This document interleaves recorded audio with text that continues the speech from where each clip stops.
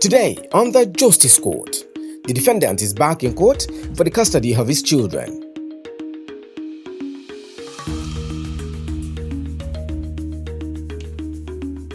All rise.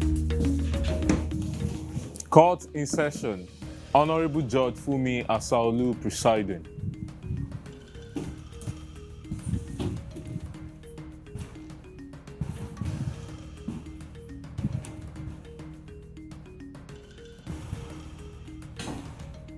Please be seated. Your Honor, this case is between Han and Chigozie, the plaintiff absence. Thank you, Adi. You're welcome. Have you been denying him access to the children? Not at all. He said so because I told him I can no longer live in Lagos. I want to relocate out of Lagos. When he seized my kids, took them to his mistress, who have 4 kids already, went to my boss and demanded I'm sacked from work. And then, Your Honor, this man left me and the kids since last year, October. After some months, he came back. And each time he comes back, he comes with violence. The whole thing you said here are all lies. The first of all, from last year when the issue started, and then that last year wasn't the first time. The issue has been going on and on for the past 8 years. She already packed her bag. I was carrying her bag, which she already packed, was already in the parlor. I was moving it outside. The next thing she did was to go behind me, take her shoe, and hit him on my head. The video is here. She's not claiming that I beat her. Whereas she was the one. I was like, you see, look at what you have done to me. I'm not going to do anything to you. But I've opened 8 different businesses for her, which she ran down. One that never come out from there till today. The plaintiff, Anne Amagba, alleges that her husband abandons her with 3 children to move in with another woman that already has 4 children. She claims that he stopped paying rent for their apartment and came with thugs to assault her. The defendant, Chigozie Ugochukwu, claims that he stopped sending upkeep when his wife stopped his access to the children.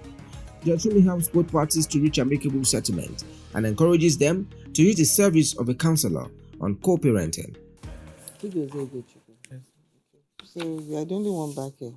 Yes. Can you give me an update? Then after that September 6th, so I think by October, initially, remember she lied that she's not based in the East, which was lie. No, I was saying it that very day, but you saw until I have a proof. So what she did, the sister's husband started calling her to come and bring the children down to the Lagos. Since I'm here, and she's there. So she now picked a bus. I think that was on Friday, going to that Onitsha. So she went to Onitsha. She didn't go to the man's house, meaning to the sister's house. She parked somewhere at Onitsha, then called the sister to bring the children where she was hanging around that Onitsha. Who told you all this?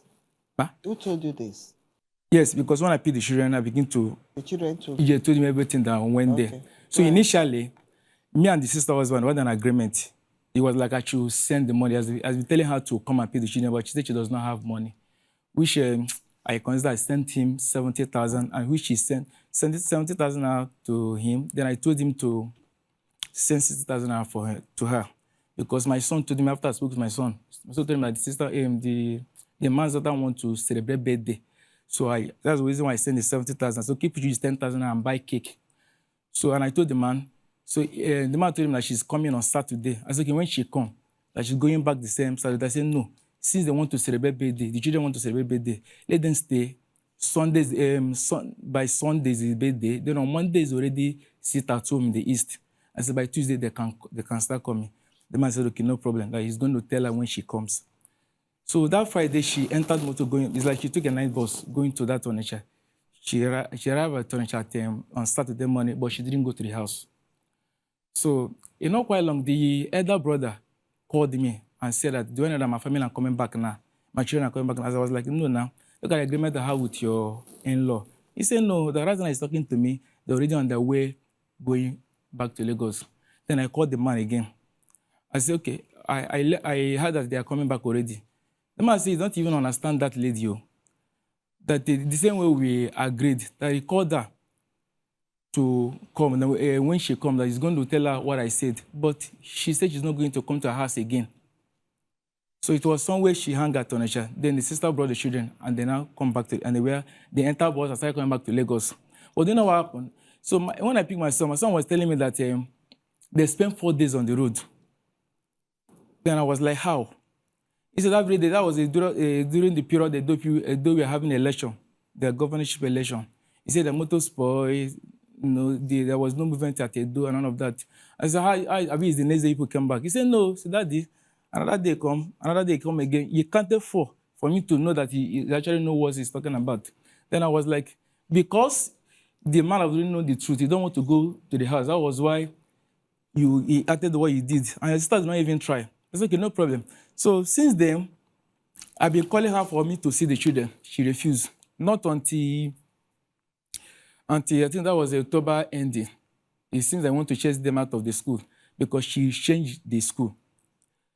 So that was the time she agreed for me to see the children. Then after seeing the children and the practice I gave to them, then I told her I should take them back to the school. But what happened to the previous school? She was like, the distance is too much. I said, okay.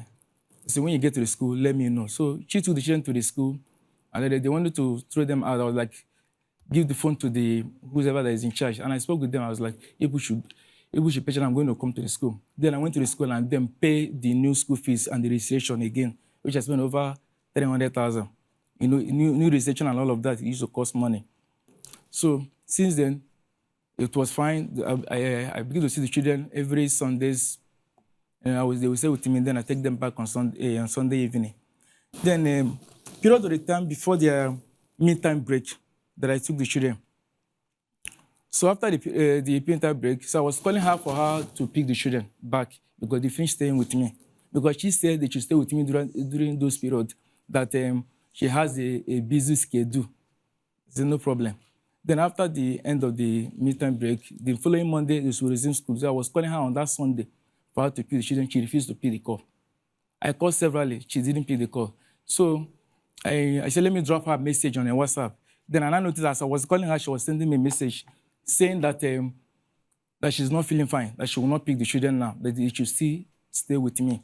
And at this period, my place from my house to where I'm staying is very, very far. I was like, what am I going to do?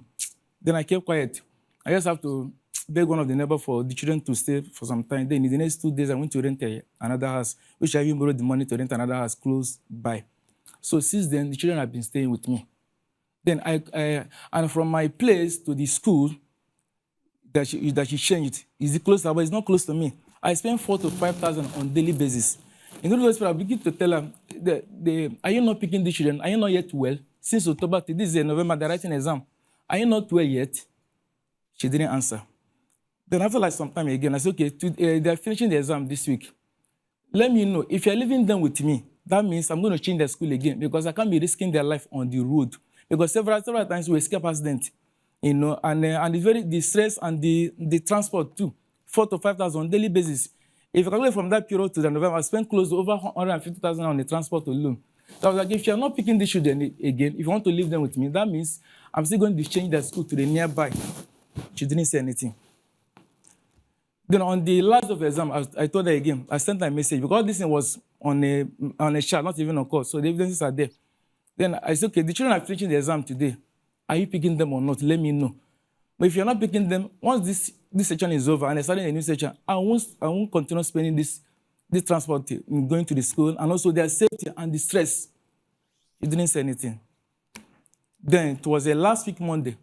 She now called the children. Whenever she called, I give the phone to the children. She now called and said, was telling the children, don't worry, Mom will come and pick you by February. So I was like, telling me it's by February that she will have chance to pick them.